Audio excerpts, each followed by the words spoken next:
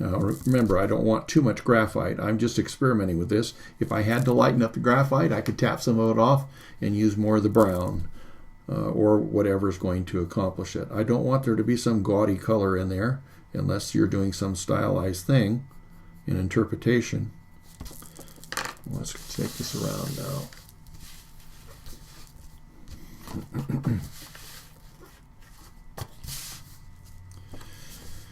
Okay, I'm going to integrate the brown in there a little bit, warm it up, and make sure that we don't just have something that looks like it's out of place by having graphite come up to a sudden change to brown.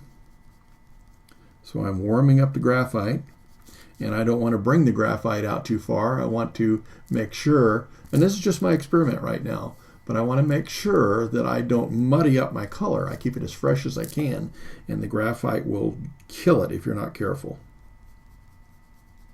That's why we kept the eyes clean until we were ready to put the color in.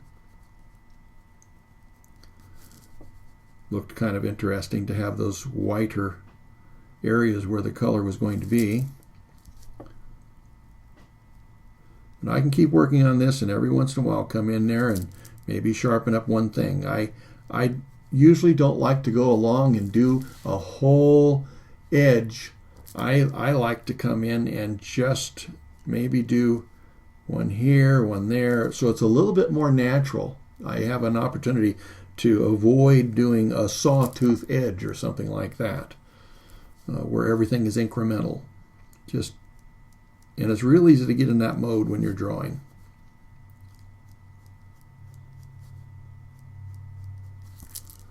I think if some of you look at your drawings, you'll see that that might be one of the things that you might want to address on your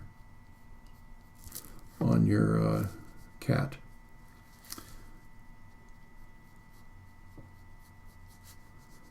Now I've got a curved face here. Remember, we've got this curving under and into that shadow.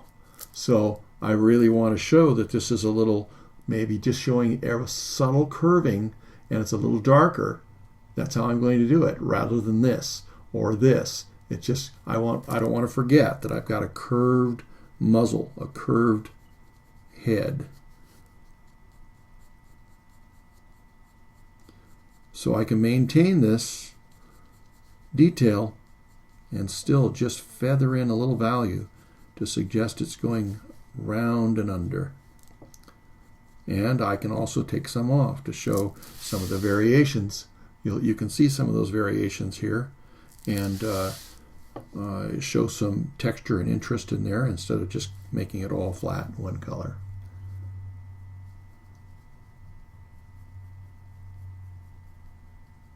Kind of little layers, there's these almost like a terrace, well, going backwards almost, but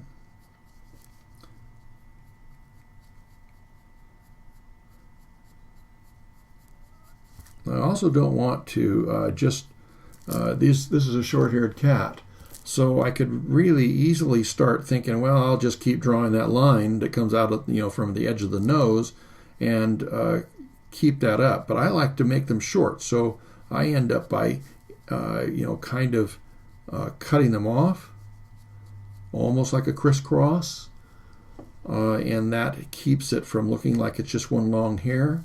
But I want to be careful I don't get too dark.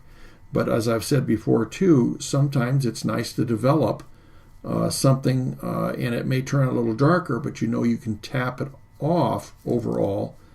You have your detail then, and then you can tap back the value so it maintains that texture, and